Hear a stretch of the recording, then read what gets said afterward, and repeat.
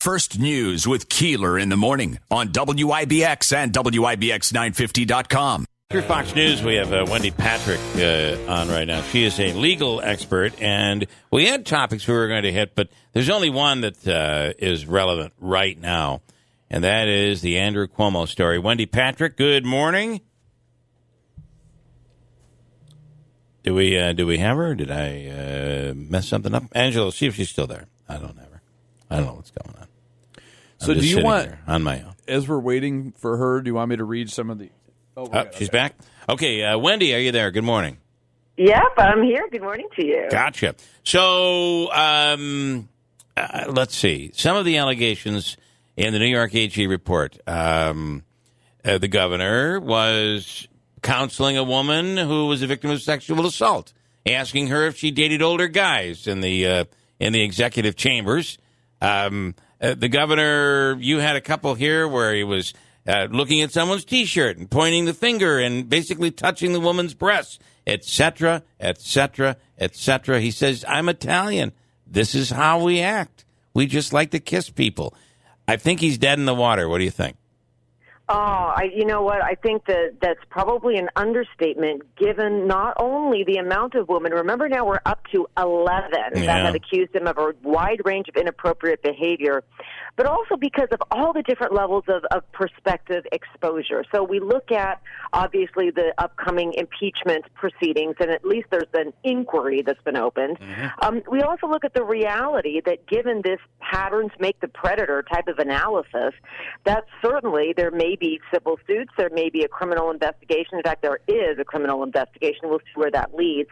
But also it's important to recognize and to remember that this conduct could be both criminal and civil. So sexual battery, for example, that would fall into both categories should the respective agencies decide to pursue it. Yeah. So it's just one more step along a very long road that Governor Cuomo has been walking, denying most of what he's been accused of. But we'll see where it leads. I'll ask you, Wendy, I don't know if you're well-versed on New York law, but I kind of have a feeling that people in government in these higher positions have immunity against civil lawsuits.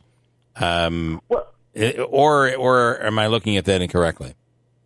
Well, that's just it, is that analysis is very specific, not only jurisdictionally, but as to generally where and when conduct occurred. So, for example, there's lots of examples of, you're off the clock, you are in your own personal life, but there's also jurisdictions that don't allow for those types of exceptions, basically say, look, this type of a job is 24/7, so it doesn't matter where you are. But even if that were true in terms of civil liability in some sense, that's why I brought up the fact that there are other avenues of, I don't want to call them avenues of attack, but let's just call it that for lack of a better way to put it, to dethrone any public official that is engaging in this type of behavior. Now, impeachment is what's floated most frequently and actually what's been discussed most recently in terms of what might happen most quickly to Governor Cuomo.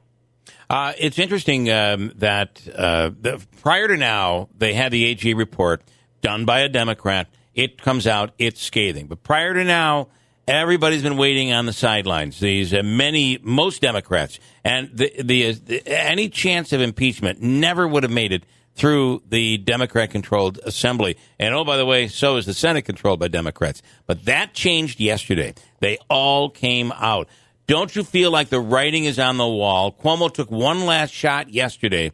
I predict today, tomorrow, the next day, before Monday, he has to resign, proclaim his innocence, and say that he needs to allow New York to move forward while he settles and proves his innocence.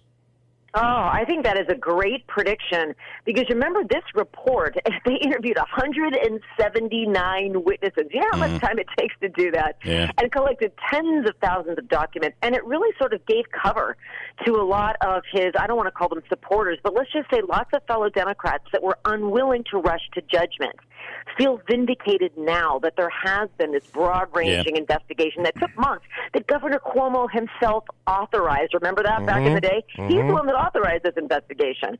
So now that this has all been completed and they found what they did, I do think your prediction is well-founded that might be the easiest next step for Governor Cuomo and for his family. I'm sure he doesn't want to put them through this long, protracted impeachment proceeding. It might be easier to simply resign. And I would think at this point, Chris Cuomo is like, listen, I still have a career. There's Dad's legacy you're messing with now. Yeah. There's a lot there, and boy, it just seems. The other part of this is, too, the Democrats are the party of Me Too. They've criticized Donald Trump, not just in New York but around the country. How do you maintain that Trump was never fit for office because of his indiscretion, and allow Cuomo to stay?